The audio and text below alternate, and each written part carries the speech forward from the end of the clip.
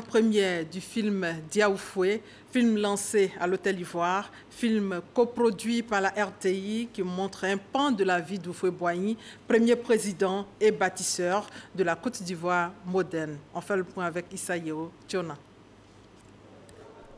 Dia Oufoué, un film d'animation pour retracer une partie de la vie de Félix Houphouët-Boigny, premier président de la République de Côte d'Ivoire. Ce long métrage de la structure Africatoon, coproduit par la radiodiffusion-télévision ivoirienne RTI, met en exergue l'intelligence et la clairvoyance d'un homme politique qui a marqué son époque par ses actions de développement. Pour ceux qui ne me connaissent pas, je suis Félix Houphouët-Boigny, le premier président de la République de Côte d'Ivoire. Houphouët est un exemple pour nous tous parce qu'il a joué d'une grande persévérance. On doit tous prendre vraiment exemple sur lui parce que voilà, il n'a pas abandonné malgré toutes les entraves qu'il a connues. Les jeunes ont besoin de repères et d'hommes de modèles pour se forger une personnalité. Là, c'est notre 4e long métrage.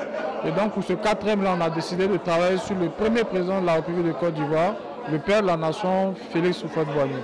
Voilà. On s'est essentiellement focalisé sur son enfance, voilà, jusqu'à ce qu'il parte à Dakar et qu'il revienne de Dakar. Il y a quelques mois, nous avions un documentaire, Abidjan, quand la ville se révèle. Aujourd'hui, c'est du cinéma d'animation avec Africatoon sur une des icônes de notre pays, je dirais même la plus importante, le président Félix Houphouët-Boigny. Et il nous paraissait naturel d'accompagner Africatoon dans cette œuvre. C'est une première œuvre, bien sûr. Nous espérons dans le futur être plus ambitieux et nous pensons qu'il vaut mieux commencer avec cette première étape et dans le futur, nous pourrons être collectivement de plus en plus ambitieux. Les personnalités saluent les initiateurs de ce film, non sans leur proposer de poursuivre sur les autres aspects de la dimension de l'homme politique.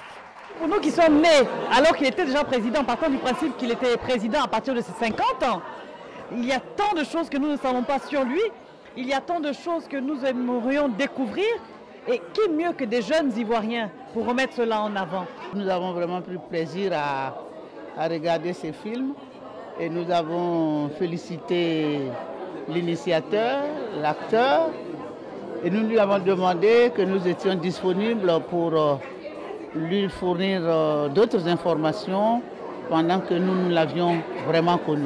On a beaucoup appris parce qu'on ne le connaît que dans son rôle de président de la République. Et là, on a eu une idée de tout ce qu'il a enduré petit.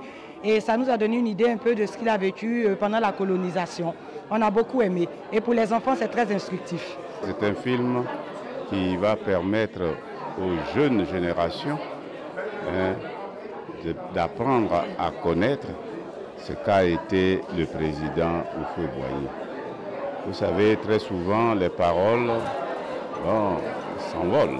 Vous voyez, tandis que là, ce sont des images qu'ils ont vues et une image reste plus souvent ancrée dans le mental, dans le cerveau, que de simples paroles.